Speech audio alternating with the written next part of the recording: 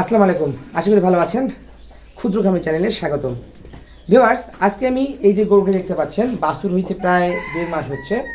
এর কিন্তু সঠিকভাবে যত্ন নিতে হবে। যেহেতু দুধ দহন করবেন একটা গরু থেকে, সেহেতু তো যত্ন গ্রহণ করতেই হবে। আর দুধ বের করলে কিন্তু গরুর স্বাস্থ্য খারাপ হবে, এটা স্বাভাবিক। তাই নিয়মিতভাবে তাকে ক্যালসিয়ামটা দিতে হবে। সে কিন্তু নিয়মিতভাবেই ক্যালসিয়াম খায়, তবে আজকে আমি ক্যালসিয়ামটা অফ রাখছি, যেহেতু আমি এই কেমিক্যাল ইঞ্জেকশনটা প্রয়োগ করব।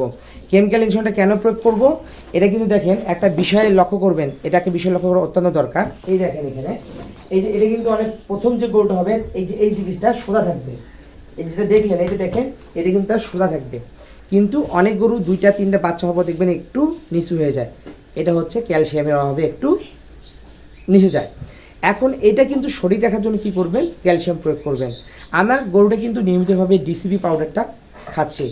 এই ডিসিপি পাউডার কিন্তু কখনো বন্ধ করবেন না। এটা যতদিন দুধ নেবেন বা আপনি সারা বছর চালাইতে পারেন, কোনো সমস্যা নাই। এটাকে আমি দিচ্ছি সকালবেলা দিচ্ছি 15 ml এবং বিকালবেলা দিচ্ছি 15 ml। এইভাবে কিন্তু আমি দুইটা খাওয়াচ্ছি।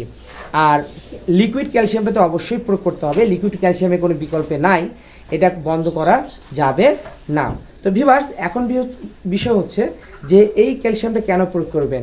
কেমক্যাল, এই দেখেন, এই যে কেমক্যাল, এটা হচ্ছে আপনার কেমক্যাল একটা লিকুইড ইঞ্জেকশন প্রয়োগ করতে হবে। এখানে আপনার যদি প্রজনন ক্ষমতা আপনার গরুর কম থেকে থাকে বাছুর হওয়ার পর, সঠিক সময়ে যদি হিটে আনতে চান, তাহলে এই কেমিক্যাল ব্যবহার করবেন। দুধ জ্বর হবে না এই কেমিক্যাল ব্যবহার করলে।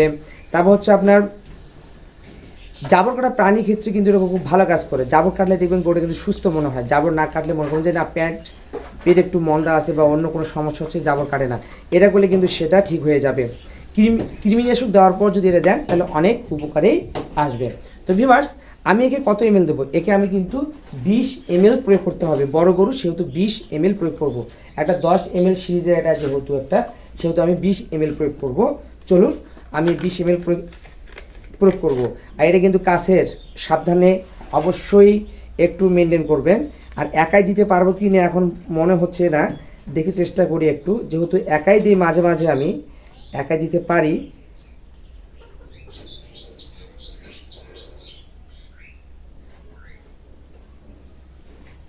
আর এটা সাধারণত হচ্ছে 100 ml একটা, 100 ml একটা প্যাকেট।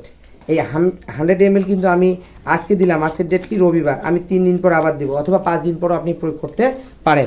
এভাবে কিন্তু প্রয়োগ করতে আপনারা পারেন।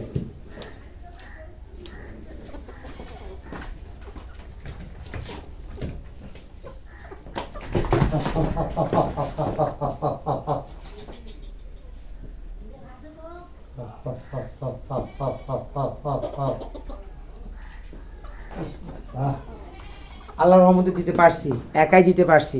একাই কখনো দেওয়া সম্ভব না, একাই দিতে পারছি। আপনি কিন্তু যদি টেকনিক জানেন, একাই দিতে পারবেন। আর যদি প্রয়োগ করতে না পারেন, অবশ্যই ডাক্তার ডাকবেন। খুবই সেন্সিটিভ বিষয়, পাক নষ্ট হতে পারে, আপনার ইঞ্জেকশনটা ভেঙে যেতে পারে, ক্যালসিয়ামটা পড়ে যেতে পারে। তাই ডাক্তারের পরামর্শ অনুযায়ী দেন। আশা করি বুঝতে পারছেন। যদি কোনো প্রবলেম হয়ে থাকে বা কোনো কিছু জানার থাকে, অবশ্যই আমাকে